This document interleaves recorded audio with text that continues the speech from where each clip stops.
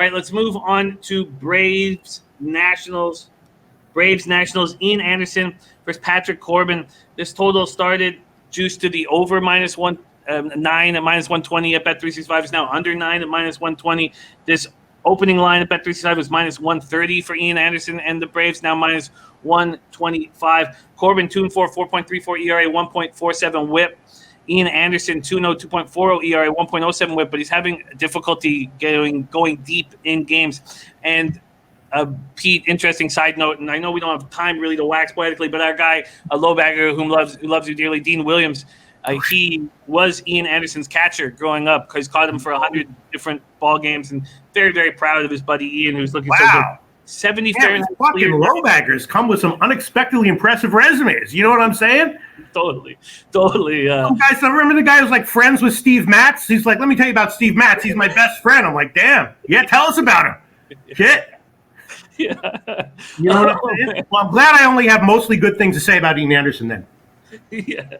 That does help too. Dylan Turner says, is Acuna Jr. out? We expect him to be out of the lineup. He fouled a pitch off his left foot. X-rays were taken, came back negative. He's listed day-to-day, but he wasn't putting any weight on it at the end of the game. Question is, what are we going to get from Corbin? The Braves don't hit lefties that hard. They smash righties. Against lefties, 234, 722 OPS. Same deal with the Nats versus righties. They don't hit righties hard. It's lefties that they hit. So they're just 250, 723 OPS versus righties. Nats bullpen still struggling. Braves bullpen very, very strong. Braves left 22 runners on base last night.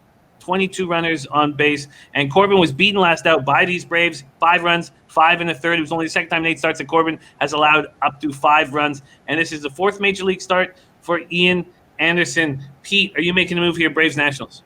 Yeah, this is my 4-star bookie humping play of the card, or whatever you want to call it. It might be the birthday pick as well. This is the other play I bet on the overnight line. I did take Atlanta. I got a great line. I got like minus 110, I think. Of course, I took them at minus 1. In general, Corbin, okay, but I'm definitely willing to fade him. I've been willing to fade him all year long in appropriate spots, and I think this is one of them.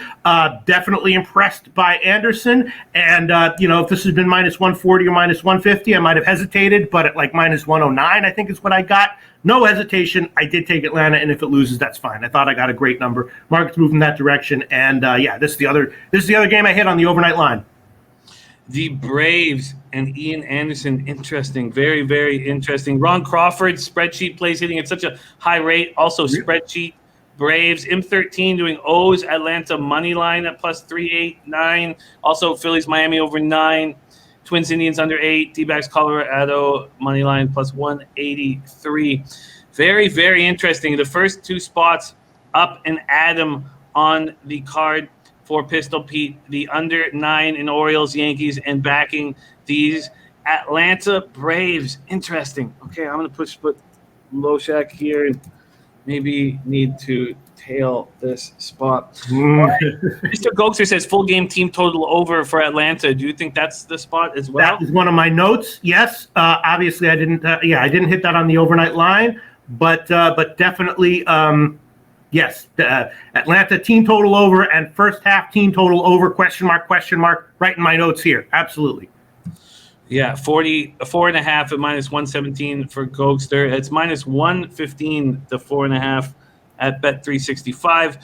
Jason Folk says, I pounded Braves team total over 2.5 after the third inning. I guess yesterday. Nice job. And Dylan Turner says, tailing our man Turnsy in the house.